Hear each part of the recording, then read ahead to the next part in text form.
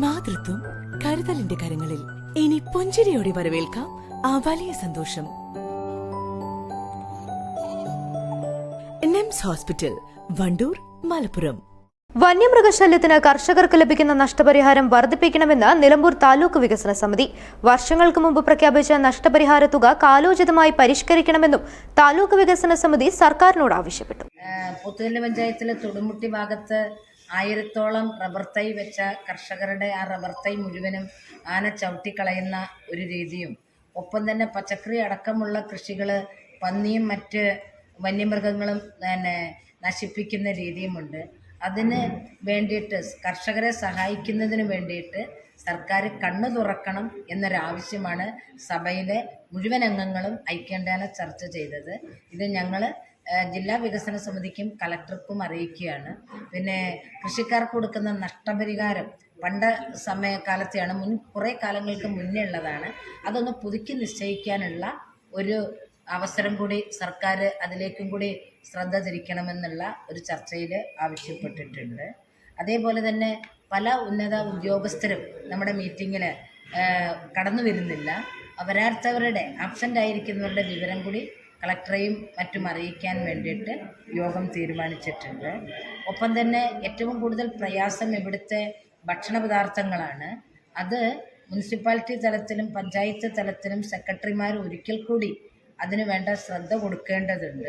Food safety കൃത്യമായിട്ട് കാര്യങ്ങൾ ചെയ്യുന്നത്, ഒരു മാസം എന്തൊക്കെ കാര്യങ്ങളാണെന്നും നാട്ടിൽ എന്തൊക്കെ വിഷപദാർത്ഥങ്ങൾ അടങ്ങിയ ഭക്ഷണമാണ് വിൽക്കുന്നതെന്നുമുള്ളതിൻ്റെ അവലോകനം ഈ പ്രാവശ്യം ഫുഡ് സേഫ്റ്റിയെ കണ്ടിട്ടില്ല ഉദ്യോഗസ്ഥരെ. അടുത്ത പ്രാവശ്യം അവർ കൃത്യമായി അത് കൊണ്ടുവന്ന് ജനങ്ങളെ ബോധ്യപ്പെടുത്തണം എന്നൊരു കാര്യം കൂടി സഭയിൽ ചർച്ച ചെയ്യുകയുണ്ടായി.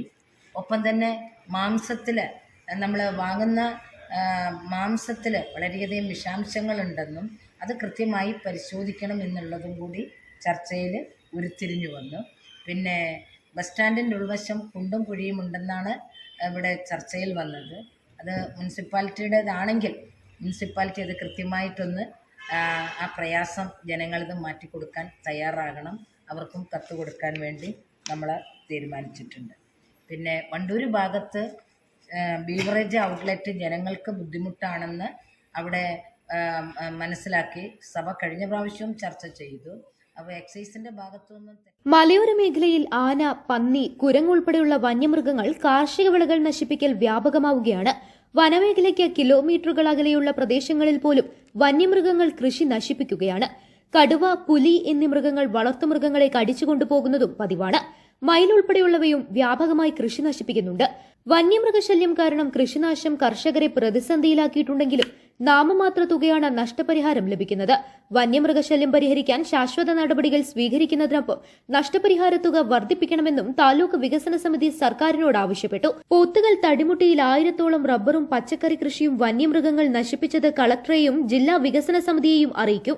വിഷയങ്ങൾ സർക്കാർ ഗൌരവമായി കാണണം. വണ്ടൂർ ബീവറേജ് ഔട്ട്ലെറ്റ് പ്രദേശവാസികൾക്ക് ബുദ്ധിമുട്ടാണെന്ന് സർക്കാരിനെ അറിയിക്കാനും യോഗം തീരുമാനിച്ചു. നിലമ്പൂർ ബസ് സ്റ്റാൻഡിലെ കുഴികളടയ്ക്കാൻ നഗരസഭ നടപടി സ്വീകരിക്കണം. ഹോട്ടലുകളിലും മറ്റും വിഷം കലർന്ന ഭക്ഷണം വിൽക്കുന്നത് തടയാൻ ഫുഡ് ആൻഡ് സേഫ്റ്റി വിഭാഗം നടപടികൾ കാര്യക്ഷമമാക്കണം. മുനിസിപ്പൽ, പഞ്ചായത്ത് സെക്രട്ടറിമാരും കർശന നടപടി സ്വീകരിക്കണം. മാംസം വ്യക്തമായ പരിശോധനയ്ക്ക് വിധേയമാക്കണം.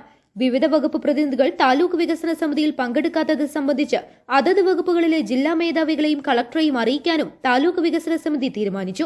യോഗത്തിൽ block panchayat president P Pushpavalli, tahsildar M P Sindhu, ഭൂരേഖ വിഭാഗം തഹസിൽദാർ ജയശ്രീ, ഡെപ്യൂട്ടി തഹസിൽദാർ പ്രമോദ്, ജില്ലാശുപത്രി സൂപ്രണ്ട് ഡോക്ടർ ഷിനാസ് ബാബു, ഇസ്മായിൽ അരഞ്ഞിക്കൽ, സലാമേമങ്ങാട്, കെ പി പീറ്റർ, വിവിധ വകുപ്പ് ഉദ്യോഗസ്ഥർ തുടങ്ങിയവർ യോഗത്തിൽ പങ്കെടുത്തു.